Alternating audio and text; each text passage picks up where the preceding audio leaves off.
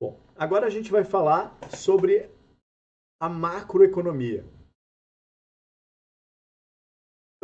A macroeconomia, como eu falei, a gente vai ver agora o deserto, com tudo que tem dentro daquele deserto, como acaba as coisas impactando. Qual é o principal objetivo de um país, de uma política macroeconômica? O principal objetivo de uma política macroeconômica é o desenvolvimento socioeconômico. Notem que desenvolvimento e crescimento não são coisas iguais, não são sinônimos. Eu posso crescer e não me desenvolver. Isso aconteceu muito na época do regime militar. O Brasil viveu o chamado milagre econômico, que a gente vai ver na última aula de economia brasileira, embora não se desenvolveu. Mas para eu atingir o desenvolvimento econômico, eu tenho outros objetivos que são importantes, como, por exemplo, alto nível de emprego, né, criação de emprego, estabilidade de preços, equilíbrio das contas externas, distribuição de renda, que talvez seja um dos mais importantes. O que diferencia o crescimento para o desenvolvimento é a distribuição de renda, principalmente. Né? Então, crescimento econômico ajuda a ter desenvolvimento econômico, mas não significa que se tiver crescimento econômico eu vou me desenvolver. E aí o governo tem algumas políticas para poder tentar intervir na economia, especialmente no curto prazo. E a gente vai ver elas daqui a pouco.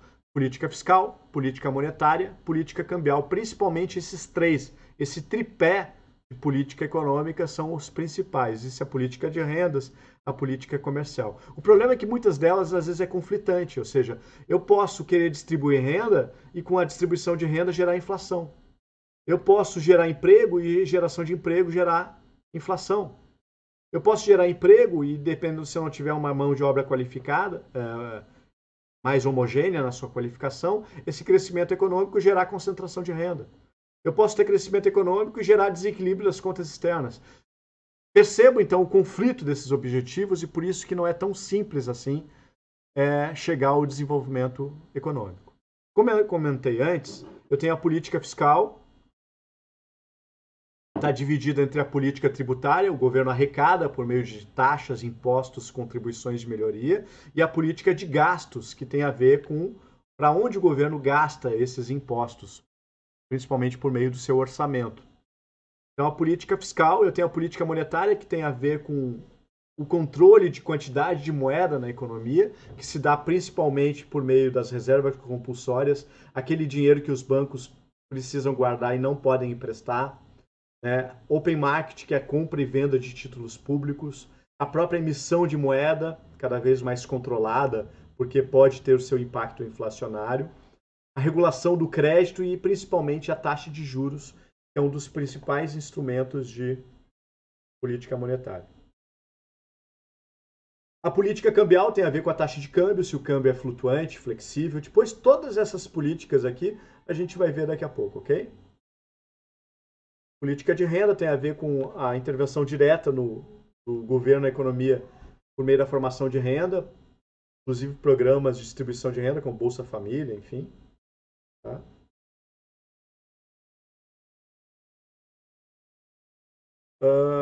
Então, isso é importante, né? Essas são variáveis importantes para estudar a macroeconomia.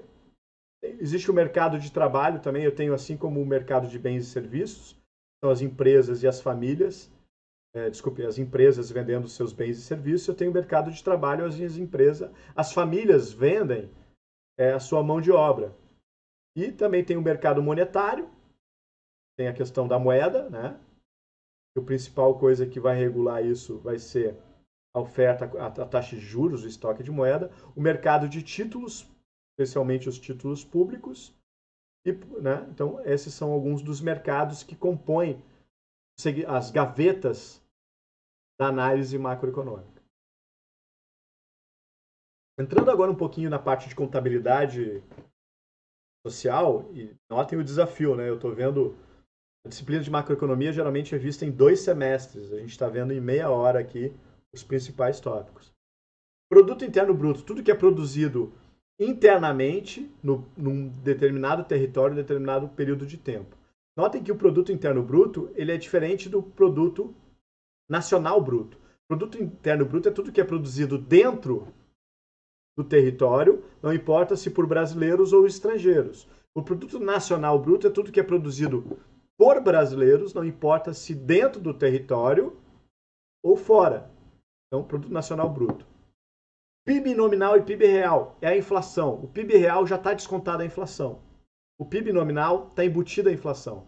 Digamos que a economia passou de 2 para 2 trilhões. Teve um crescimento? Depende. 2 para 2 trilhões é muito. Mas vamos supor que teve uma hiperinflação nesse período. Daqui a pouco não aumentou a produtividade e esse 2 trilhões não teve crescimento real, mas teve crescimento inflacionário. E, portanto, o PIB nominal reflete a inflação. Depende qual é o menor. Se tu tem uma inflação, quanto mais inflação tu tem, a economia nominal vai ser, o PIB nominal vai ser maior do que o PIB real. Agora, se tu tem deflação, ou seja, talvez a economia real seja maior do que a economia nominal.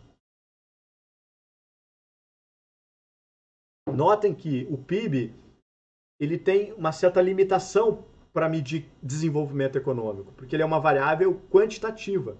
O PIB per capita, que é o PIB dividido pela população, mensura mais, é uma variável mais quantitativa. Já para mensurar desenvolvimento, é uma variável mais qualitativa, que seria o IDH, que é composto por indicador de saúde, educação e renda.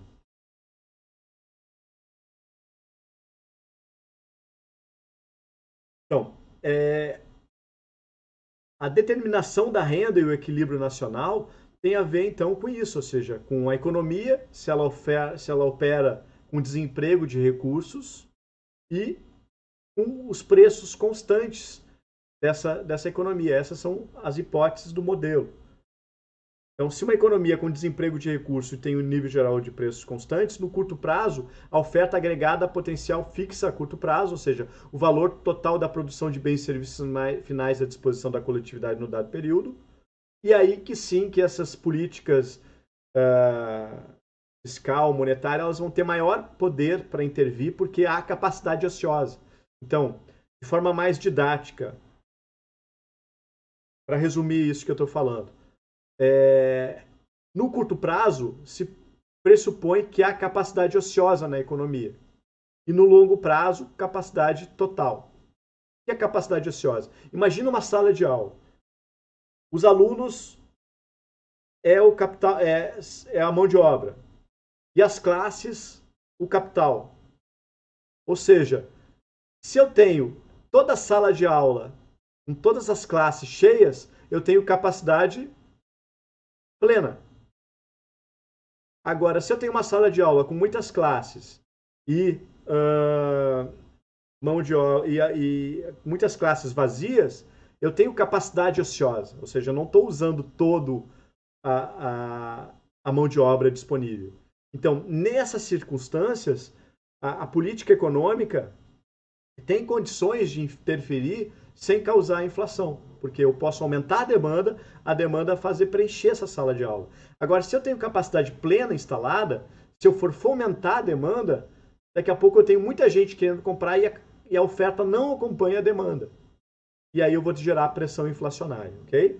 Então, nessa situação de curto prazo, eu tenho o chamado demanda efetiva, que é composta, a demanda efetiva é composta pelo consumo agregado, ou seja, o consumo de todas as famílias, o investimento agregado, o investimento de todas as empresas, os gastos do governo, mais exportação menos importação, que é o setor externo. Notem que dessas variáveis, qual é a maior componente do PIB? O consumo. Qual é a variável mais volátil, mais sensível? O investimento, porque depende das expectativas dos empresários. Os gastos do governo e o setor externo vai depender de variáveis exógenas. Vai aprofundar isso agora, tá? Então, consumo agregado eu já comentei, né? Eu tenho um consumo autônomo que ele não vai variar, ou seja, as pessoas vão ter que comer de alguma forma, e tu tem o consumo que vai ser influenciado pela renda. Isso é o consumo.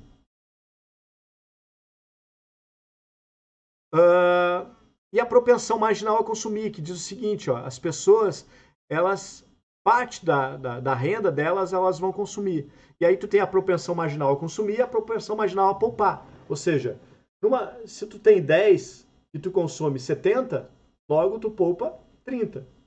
A propensão marginal a consumir vai dizer quanto que eu vou consumir dessa renda de 100. Quanto maior a propensão marginal a consumir, menor a propensão marginal a poupar, e vice-versa.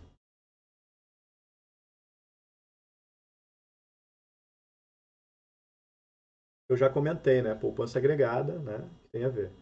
Pois leem os textos, tá? É importante. Não é só assistindo a aula que vocês vão entender tudo isso, porque é muita coisa que eu estou passando aqui.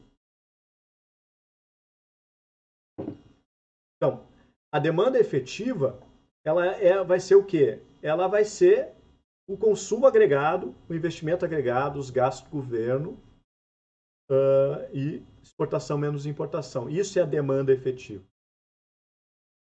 E vai ser alimentada por uma oferta, né? A demanda gera renda, e essa renda acaba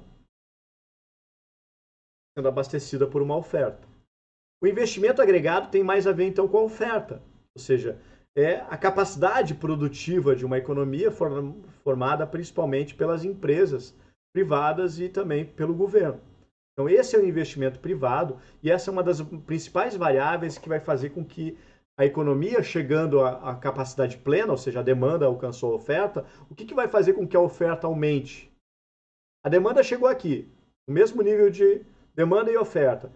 Se eu conseguir continuar incentivando a demanda vai aumentar, a oferta não vai dar conta, e como é que vai se dar a regulação? Por meio do aumento do... Escreve aí para mim. O aumento do preço. Ou seja, o aumento do preço. Agora, se a demanda começa a crescer e chega com a capacidade plena, com a oferta, como é que eu vou aumentar a oferta? Por meio do investimento agregado, chamada formação bruta de capital fixo. Então, é uma das principais variáveis para mensurar no longo prazo a capacidade produtiva de uma economia.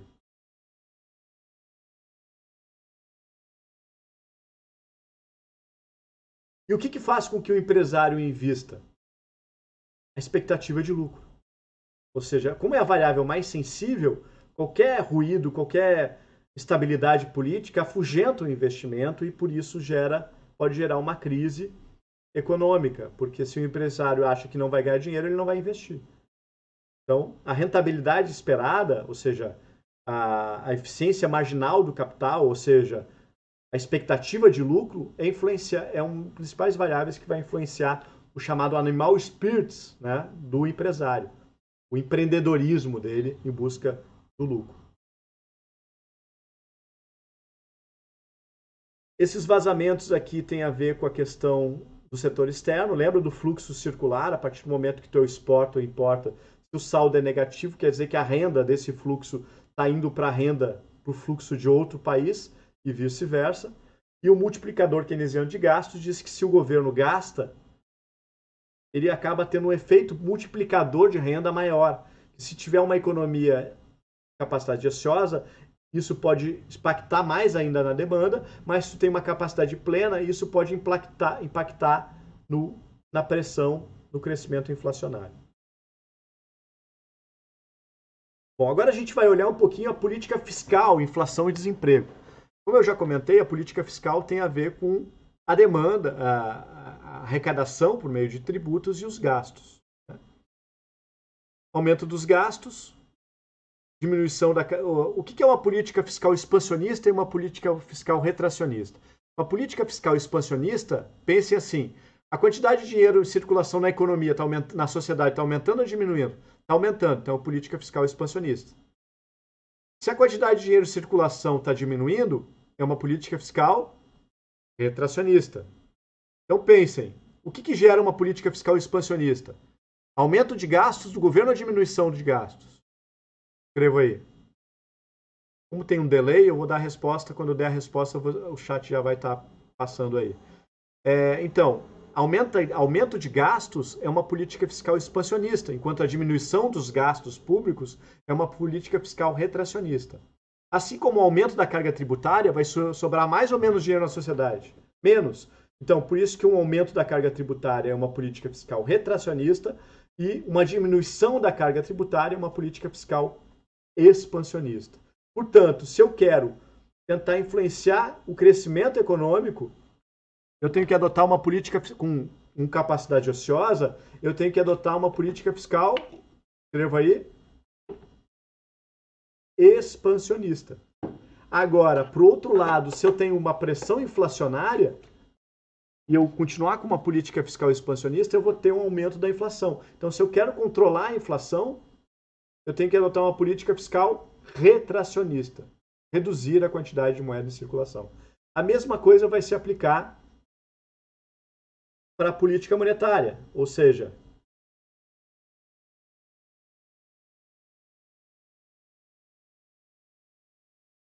é que eu já comentei antes, tá? Eu fui na frente dos slides aqui. Tá tudo no nosso texto aí. Dúvidas depois, a gente não tem tempo para tirar dúvida nessa transmissão, mas tem tempo depois para tirar as dúvidas de vocês na sala. Então, a economia monetária, a política monetária é a mesma coisa. Se aumenta a quantidade de moeda em circulação, política monetária expansionista. Se diminui a quantidade de moeda em circulação, política monetária retracionista. Antes de eu falar, vamos falar um pouquinho da moeda. A moeda ela existe muito quando o homem começa a fazer escambo e trocar mercadorias, é uma forma de moeda. Até o momento que ele acaba adotando uma mercadoria como moeda. O exemplo é o sal. Sal, deu origem à palavra salário, era usado como meio de troca. Até que veio a moeda metálica, havia lastro, as moedas metálicas, principalmente ouro e prata, até que o embrião das instituições financeiras se deram conta que as pessoas não iam ao banco ao mesmo tempo, e aí começaram a emprestar mais do que elas tinham. Então começa a surgir o chamado papel moeda sem lastro, ou seja, elas emprestavam dinheiro sem ter todo aquele dinheiro. Por isso que se todas as pessoas fossem no banco ao mesmo tempo, o sistema quebrava. E por isso que mais tarde é criado um depósito compulsório que faz com que os bancos tenham que ter um mínimo de dinheiro, porque se mais pessoas vão ao banco buscar, esse dinheiro está lá e não tem risco de quebrar o sistema.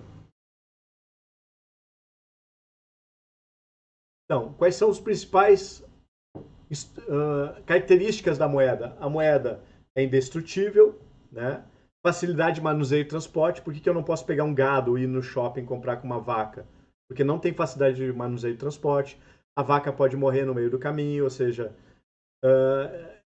por que o sal, eu posso misturar farinha no sal e daqui a pouco, né, não é homogêneo. Então, a moeda tem que ter algumas características para ser moeda. Para executar as principais funções da moeda. 3. Intermediária de troca. 2. Reserva de valor. A moeda guarda valor. Claro que é por isso que a inflação é o principal inimigo da reserva de valor, porque se tiver inflação, a reserva de valor diminui. E unidade de conta. Quanto que custa essa xícara? Tantas unidades monetárias. Quem oferta a moeda, portanto, é o governo, por meio do Banco Central, né, a Casa da Moeda, etc. Vai ser o governo que vai ter o controle de moeda. Eu não posso fabricar moeda. É um crime eu sair imprimindo dinheiro. Então, quem tem esse controle é o quê? Esse controle dos meios de pagamento é o governo. Principalmente por meio do seu Banco Central, que tem algumas funções. Banco dos bancos, banco do governo cada vez menos, banco dos bancos, ou seja, o Bacen, o Banco Central, nos Estados Unidos chama Fed, Federal Reserve, o Bacen ele tem função, ele emite moeda, ele pode autorizar a emissão de moeda, ele é o banco dos bancos, ele é o emprestador de última instância, ele regula o controle da oferta de moeda, ele executa a política cambial, a administração do câmbio, e ele vai fiscalizar as instituições financeiras. Enquanto o Conselho Monetário Nacional é um órgão regulador, o Banco Central é um órgão executor da política monetária. E aí tem os principais instrumentos de política monetária, ou seja, controle de moeda por meio da compra e venda de títulos públicos, o depósito compulsório, que é aquele valor que o banco tem que guardar para não emprestar para uma eventualidade, operações de redesconto, que é o que os bancos pegam emprestado do Banco Central e pagam uma taxa, e compra e venda de títulos públicos. Então, esses vão ser os principais mecanismos de instrumentos de política monetária. Lembrando, Se o governo aumenta a taxa de juros, é uma política monetária expansionista ou retracionista? Responde aí. Se o governo aumenta a taxa de juros, significa que está mais caro pegar dinheiro emprestado e significa que as pessoas, as empresas, em vez de gastarem, elas vão aplicar porque tem um rendimento maior. Logo, é uma política monetária retracionista. Assim como o aumento do depósito compulsório, menos dinheiro para os bancos emprestarem, retracionista. Governo vender títulos públicos, eu vendo títulos públicos, eu estou vendendo papel e tirando dinheiro, política retracionista. Quando o governo resgata esses títulos públicos, é uma política monetária expansionista. Se o governo, numa situação de curto prazo, com capacidade ociosa, quer incentivar o crescimento econômico, é por meio da política monetária expansionista. Se ele quer combater a inflação, política monetária retracionista, de forma bem en passant, bem por cima, bem resumida. Lembrando que se o governo emite dinheiro, existe um efeito multiplicador. O dinheiro do João, ele pega 10 reais, paga a Maria, que a Maria paga esses 10 reais o Alex, que vai lá e paga para a Letícia, etc. E esse dinheiro acaba se multiplicando. Esses 10 reais acaba se tornando 20, 30, 40. Então esse é um efeito multiplicador. Por isso que emitir dinheiro tem uma pressão inflacionária maior do que a emissão inicial. Por que as pessoas demandam moeda? Principalmente, conforme Keynes, pelos 3 motivos: transação, precaução e especulação. E a taxa de juros acaba tendo um papel fundamental. E aí, aquele mesmo conceito que eu falei antes, PIB nominal, PIB real, se aplica em taxa de juros real, taxa de juros nominal, salário real, salário nominal, ou seja, a inflação. Tem nominal, está embutida a inflação. Se é real, está descontada a inflação. Portanto, a taxa de juros real é a taxa de juros efetiva, aquela descontada a inflação. E aí vem a chamada teoria quantitativa da moeda, que tenta falar qual é a relação entre o volume de moeda e o lado real. A gente não vai ter tempo de aprofundar, mas está no texto. E o que eu já comentei antes, né? Política expansionista, retracionista e o impacto, né, na questão do crescimento, da inflação.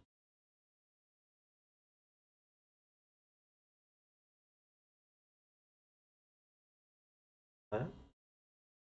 Bom, qual é que é mais eficaz, a política monetária ou a fiscal? Olha, a mais rápida implementação é a monetária. A fiscal criar um imposto, às vezes tem toda a questão do Congresso, às vezes só no outro ano vai poder entrar em andamento. Né? Mas a mais eficaz, a mais direta no que tange principalmente a distribuição de renda vai ser a política fiscal.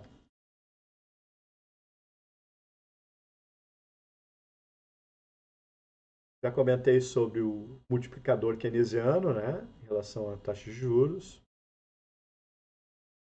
De novo, aqui eu tenho o mercado monetário, eu tenho o mercado de crédito, o mercado de capitais, o mercado cambial, o mercado de seguros. Então, dentro dessa parte de economia monetária, eu tenho vários mercados.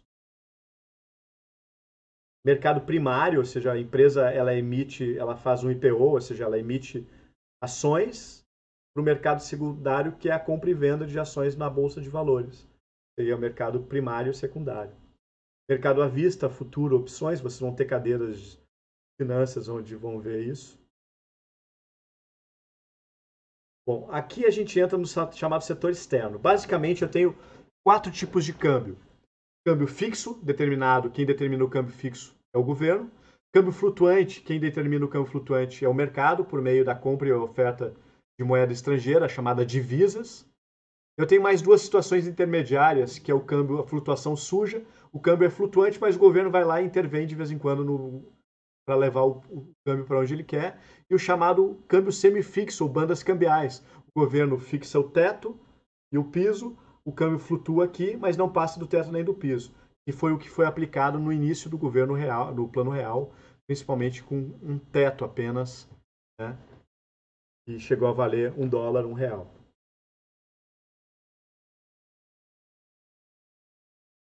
Divisas é moeda estrangeira forte, euro, dólar, são moedas que são aceitas internacionalmente.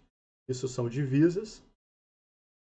E a variação do câmbio flutuante vai se dar por meio da compra e venda de dólar, ou compra e venda de euro. Isso que vai determinar o câmbio. E o câmbio fixo, o governo vai garantir o mercado que vai vender esse câmbio. Para isso ele tem que ter reservas internacionais, que é o quê? Ele tem que ter estoque de dólar, de euro, para poder manter esse câmbio fixo. Então, vamos supor agora a seguinte situação, desvalorização cambial. Sempre quando eu falo valorização do câmbio ou desvalorização do câmbio, eu estou me referindo da minha moeda em relação à moeda estrangeira. Portanto, imagine a seguinte situação aqui. Eu tenho R$1, $1. Se R$1, $1, agora eu preciso de R$4 para comprar esse mesmo dólar. Eu tive uma valorização ou uma desvalorização do câmbio? Escreva aí.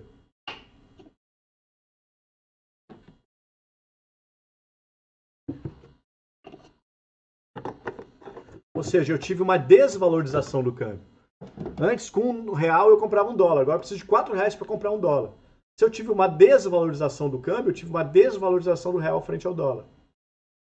Logo, câmbio desvalorizado é melhor para as exportações, mas é pior para fazer turismo no estrangeiro. Então, o câmbio desvalorizado tem seus prós e contras, depende para quem. Então, quanto mais o câmbio desvalorizado, mais impacta as exportações e inibe as importações. Bom, então eu tenho a política cambial, que vai acabar influenciando se o câmbio é fixo, semifixo, flutuante. Né?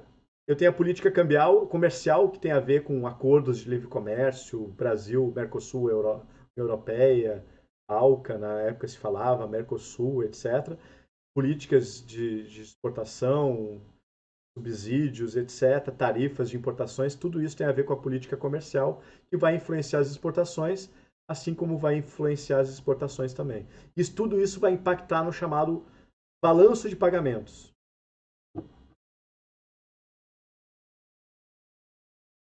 Pessoal, nossa aula vai até 20h30, tá? E acabar em 2 minutos. Então, a estrutura do balanço de pagamentos, o balanço de pagamento é o registro contábil de todas as transações do Brasil com o exterior, né? E as principais contas que formam o balanço de pagamentos vão ser essa aqui. A balança comercial, exportação menos importação, a balança de serviços e rendas, que tem a ver com turismo, frete, remessa de lucro, pagamento de juros. Notem que tudo isso pode ser negativo ou positivo. Se entra dólar é positivo, se sai dólar, negativo. E o saldo pode ser positivo ou negativo por causa disso. Transferências laterais são doações e o balanço de transações, isso fecha o balanço de transações correntes. E a conta de capital é o quê? Investimento, financiamento, amortizações da dívida, empréstimos, enfim, é o capital propriamente dito. Para ficar mais claro, alguns organismos internacionais, isso a gente vai ver lá na aula de Economia Mundial Contemporânea, vai ver FMI, GATT, Organização Mundial do Comércio, Banco Mundial, mas eu quero me deter aqui no balanço de pagamentos, tá? Então, transações correntes, balanço comercial, serviço de transferência lateral e a balança de capital. Olhem a estrutura aqui, ó. Exportação, balanço comercial, exportação menos importação. Serviços, não fator, que é viagens, fretes, seguros e renda. Lucros, dividendos, juros. Transferências laterais são doações. Isso é chamada conta corrente. Transações correntes. E a balança de capital é o quê? Empréstimos, financiamentos, etc. Tudo depende de se entra ou sai positivo ou negativo. Ó, então, essas três contas aqui. Espera aí que meu tablet caiu a conexão. Só um pouquinho, pessoal. Deixa eu conectar de novo.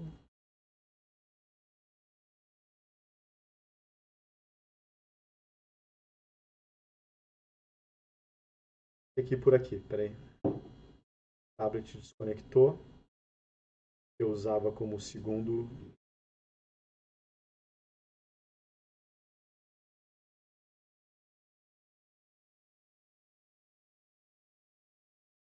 Bom, então vamos lá.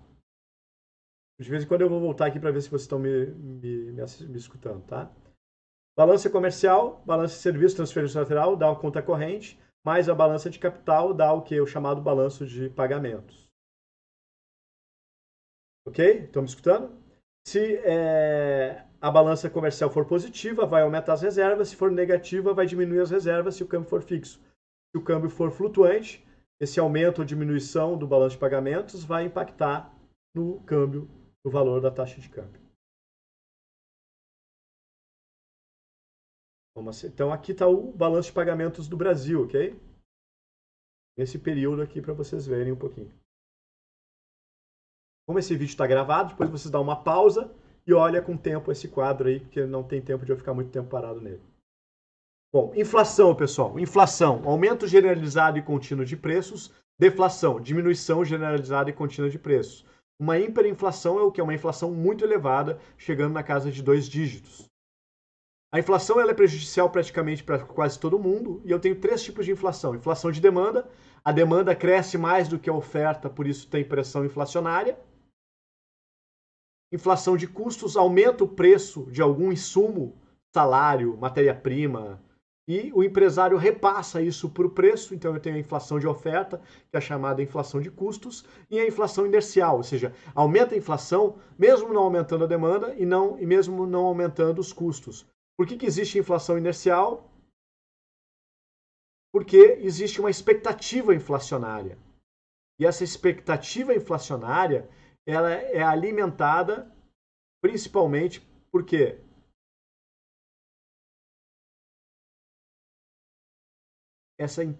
eu consegui arrumar o tablet. Essa inflação inercial ela é alimentada pela expectativa. As pessoas acreditam que vai ter inflação e saem remarcando o preço, mesmo que não tenha pressão de demanda nem oferta de custo. Ok? Leiam o texto, especialmente nessa parte de inflação inercial, e preparem os slides de vocês nisso. Bom, setor público. Basicamente tem 3 funções. Função alocativa, questionada por economistas mais liberais. Estado intervindo na economia, e principalmente isso é mais um consenso na questão de bens públicos. Eu tenho a função distributiva, também é um debate, né, na economia sobre isso. Eu sou daqueles que veem que o Estado tem essa função distributiva, e aí é o maior consenso que é a função estabilizadora. E para alguns, como eu, acredita que o Estado tem a função de gerar desenvolvimento econômico. Já outros acreditam nas livres forças de mercado para isso. Estrutura tributária. Isso aqui eu vou passar, vocês vão ter aula sobre isso. Em outras matérias, né? Então, e aí basicamente tem três tipos de déficit. O primário, o governo arrecada, o governo gasta mais do que arrecada, então ele tem déficit primário. E se ele tem déficit primário, ele não tem dinheiro para pagar os juros da dívida, que aí vem o segundo conceito operacional, que é o quê? O governo arrecada, déficit operacional, o governo arrecada, gasta e paga juros da dívida. E aí eu tenho o conceito operacional. E o nominal tem a ver com a inflação e a variação cambial. Então os textos em PDF vão explicar melhor isso, mas basicamente a gente tem esses 3 tipos de déficit, e o primário é o que a gente fala, né? O governo arrecadou mais do que gasta, ele tem superávit primário. O governo gastou mais do que arrecada, ele tem déficit. E por que é importante ele ter superávit primário? Para poder pagar os juros da dívida. E aí entra o conceito operacional. Ótimo livro, Chutando a Escada, né, do Chang, é um dos livros que eu mais gosto, eu como economista desenvolvimentista que sou. Mas existem os liberais, existe um monte de tipo de correntes econômicas. Né? Bom, como é que eu vou financiar o déficit? Eu posso aumentar impostos, eu posso emitir moeda, vou ter pressão inflacionária, aumentar impostos eu tenho custo político, né? E eu posso também o quê? Emitir títulos públicos. E esse é um dos principais mecanismos que os governos têm de se financiar por meio de emissão de dívida de títulos públicos. Bom, já estou chegando no fim, pessoal. Então, o final fala sobre crescimento e desenvolvimento. Notem que no nosso noticiário a gente fala muito em crescimento econômico. O crescimento ele é uma variável importante, mas o crescimento não garante o desenvolvimento econômico. E é o desenvolvimento econômico que vai o quê? Gerar um estado, uma melhora de qualidade de vida para as pessoas. Assim como o crescimento, o PIB é uma variável quantitativa, o IDH é uma variável quantitativa. E é o IDH que deve ser o principal objetivo de um país, ou seja, melhorar a sua colocação no IDH, e grande parte dos países primeiros colocados são os países que eu sou bastante admirador, né? Os países sociais-democratas, principalmente como a Noruega, que por muito tempo acaba sendo o principal país. Mas o que gera crescimento econômico, então? Principalmente o quê? Capital humano, capital físico e recursos naturais. E como vai se trabalhar com esses fatores de produção. E qual vai ser a variável-chave disso? A produtividade. E principalmente o quê? A tecnologia, a inovação tecnológica. É isso que faz com que uma nação, se vocês pegarem a pauta de exportação dos principais países desenvolvidos, especialmente os países nórdicos, vocês vão ver uma complexidade industrial, econômica de produtos industrializados com alto valor agregado.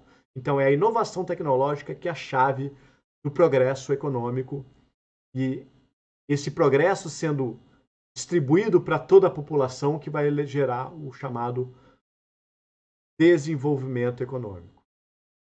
Como é que a gente pode financiar esse desenvolvimento, esse crescimento e desenvolvimento? Com capital estrangeiro, só que capital estrangeiro ele vai ter a contrapartida que vai ter remessa de lucro para o exterior, dificilmente vai transferir tecnologia, só se o Estado tiver uma atuação mais forte, como no caso da Coreia do Sul, a China, para transferir tecnologia, e também pode levar restrições externas por meio da conta de serviços negativa. Portanto, a melhor forma de tu financiar esse desenvolvimento é por meio do quê? Da educação, aumentando a produtividade do capital humano, do empreendedorismo, do aumento de capital nacional, no sentido de gerar esse dinheiro, esse financiamento do desenvolvimento econômico. E aí fala um pouco, né, sobre economias de mercado, socialistas, países em desenvolvimento, etc, né? Enfim. Pessoal, acabei a aula, tá? Falta 2 minutos. Até a próxima aula, então. Leiam os textos e tentem ler o máximo e bons estudos para vocês e até a próxima. Vou estar lá na sala do Meet, tá? Se quiserem comentar sobre a aula, rapidamente eu vou estar lá um pouquinho. E até a próxima aula de Economia Mundial. Eu vou botar aqui a propaganda dela contemporânea, ok?